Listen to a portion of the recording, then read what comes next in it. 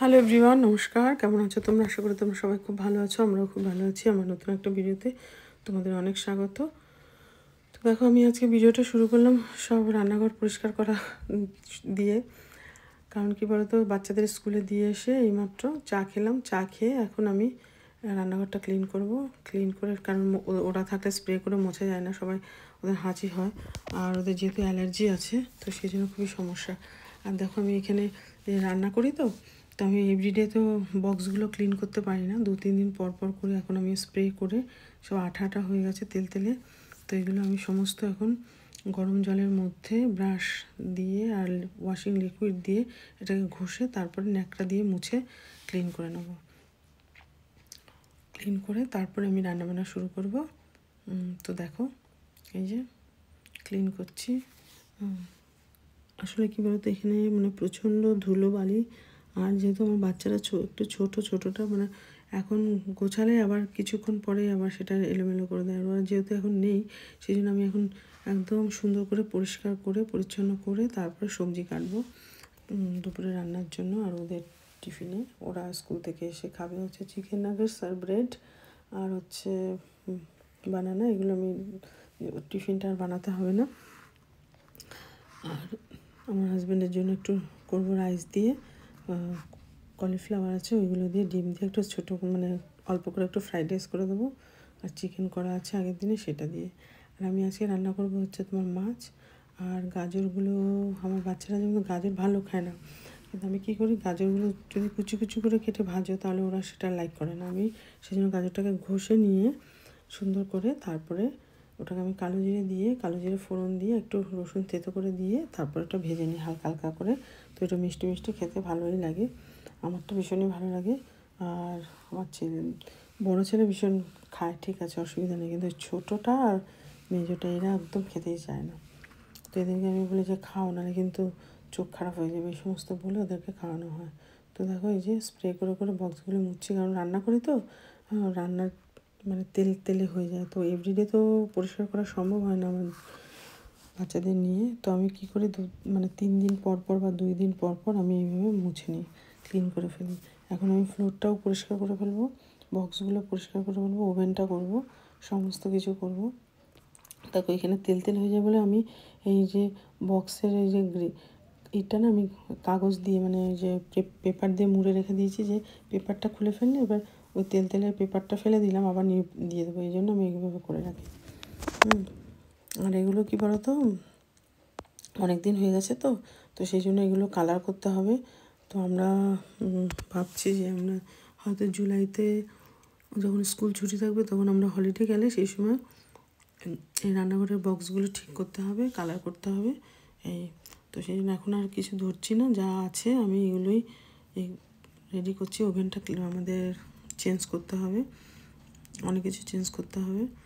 এই ওয়াশিং মেশিনটা ঠিকঠাকই আছে, অসুবিধা নেই। তো ওয়াশিং মেশিনটা দিয়ে ছোটোখাটো, কারণ কি এখানে জায়গাটা একটা মানে স্পেসটা ভীষণই কম, তাই জন্য আমরা সেই হিসাবে ওয়াশিং মেশিনটা যেরকম আছে আমাদের জন্য ঠিকই আছে, কোনো অসুবিধা হয় না। আমি তো দিনে 2-3 বার করে ওয়াশিং মেশিন চালাই। এই দেখো,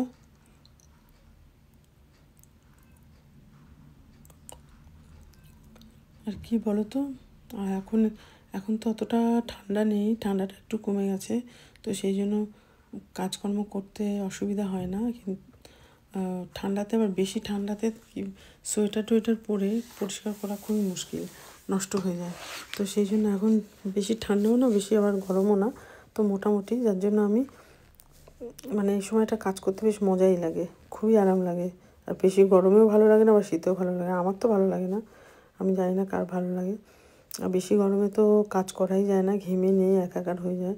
তো এখানে তো সেরকম ধরনের গরম নেই, ঘেমে নিয়ে একাকার হওয়ার মতন হলে বেশ ভালোই হতো, কারণ সারা বছরই এখানে ঠান্ডা ঠান্ডা ঠান্ডা। আমরা মানে নাইস করে একটু ড্রেস আপ করতে পারি না, যে সুন্দর করে তুমি ড্রেস আপ করে যে বের হবে তার উপর একটা জ্যাকেট চাপাও, মোটা জুতো পরো, এগুলো করে তখন আর তোমার ভালো ড্রেসটা মানে কভার হয়ে যায়। তো যাই হোক, চলো, এখন ওয়েদারটা ভালোই আছে, তো এখন সোয়েটারও পরতে হচ্ছে না, একটা ফুল হাতা জামা পরলে মোটামুটি ঠান্ডা লাগে না। তো দেখো এই যে ক্লিন হয়ে গেছে, আমার সব ক্লিন করে ফেলেছি। এগুলো সব ক্লিন হয়ে গেছে। এই গাজরটা আমার হাজব্যান্ড ক্লিন করে দিয়ে গেছে, আমি এখন ঘষে নেবো। থালা বাসনও সমস্ত মাজা কমপ্লিট। এই যে চলো এবার এই টেবিলটা একটু পরিষ্কার করে দিলাম। তো দেখো বন্ধুরা, আবার ফিরে আসলাম। আমি আর রান্না করে তোমাদের শেয়ার করে নিই। রান্নাটা কমপ্লিট করে আমি সোজা চলে গেছি স্কুলে বাচ্চাদের আনতে। তো ওদের নিয়ে এসে এখন শাওয়ার করালাম। অনেকক্ষণই নিয়ে আসছি, নিয়ে এসে স্নান করালাম, তারপরে তোমার খাবার দিলাম, অনেক টুকটাক খেলো, খেয়ে দিয়ে এখন শাওয়ার করালাম কিছুক্ষণ আগে। আমি শাওয়ার করলাম, রান্না তো আগেই কমপ্লিট করে রেখে দিয়ে গেছি। স্নান করিয়ে এখন আমি ওদের রাতের খাবার দেবো। তো রাতের খাবার খেয়ে ওরা স্ট্রেট হয়ে বিছানাতে চলে যাবে, মানে রাত ব্রাশ করবে, ব্রাশ করে ড্রেসটা চেঞ্জ করে চলে যাবে ঘুমাতে, কারণ কালকে স্কুল আছে, তাই তাড়াতাড়ি শুতে হবে। তো এখানে আমি এখন সব খাবার দাবার নিয়ে আসছি, করে নিয়ে আসবো। মিহুল আজকে খাবারের মধ্যে সব চুল ফেলবে।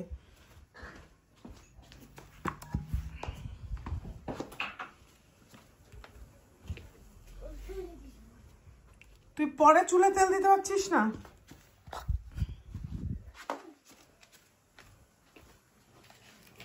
দেখো এটা হচ্ছে সমোসা। কি বানালাম চলো তোমাদের শেয়ার করছি। এখানে আগে নিয়ে আসি, তারপরে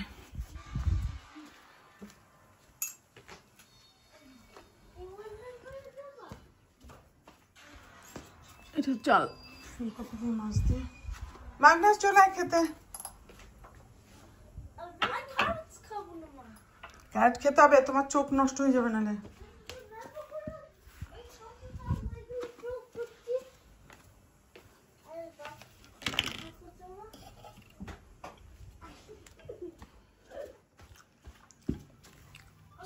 আসো চলে আসো, ওখানে বসো, হাত ধো।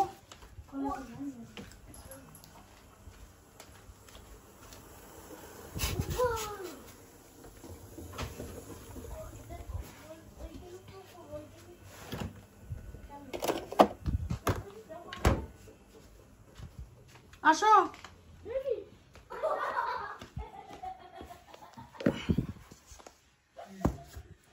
তো দেখো আমি আজকে রান্না করলাম কি, এই যে এটা হচ্ছে সমোসাটা আমাদের কেনা ছিল, মানে রেডিমেড। আর আলুর চিপস করলাম একটু, আর ক্যারটটাকে ঘষে সুন্দর করে কালো জিরে ফোড়ন দিয়ে, কাঁচা লঙ্কা ফোড়ন দিয়ে ভাজা করেছি, আর একটু রসুন কুচি দিয়ে দিয়েছি। আর এটা হচ্ছে ফিশ মাছটাকে আমি হালকা করে একটু কোট করে ভেজে নিয়ে তারপরে গ্রেভি করে রান্না করি। তো ভাজাটা তুলে রেখে দিয়েছি, যেহেতু মিহুল ওটা খেতে ভালোবাসে, তাই গ্রেভি দিয়ে আর ওই মাছটা দিয়ে খাবে। আর এটা দেখো ওই মাছটা গ্রেভি করেছি ফুলকপি দিয়ে, আর করেছি হচ্ছে তোমার মুসুর ডাল। তো চলো আজকে এইটুকুই রান্না, আর কিছু নেই রান্না।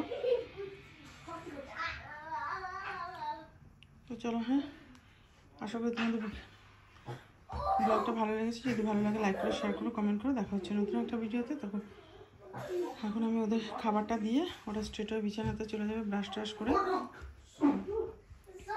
তো বাই এভরিওয়ান।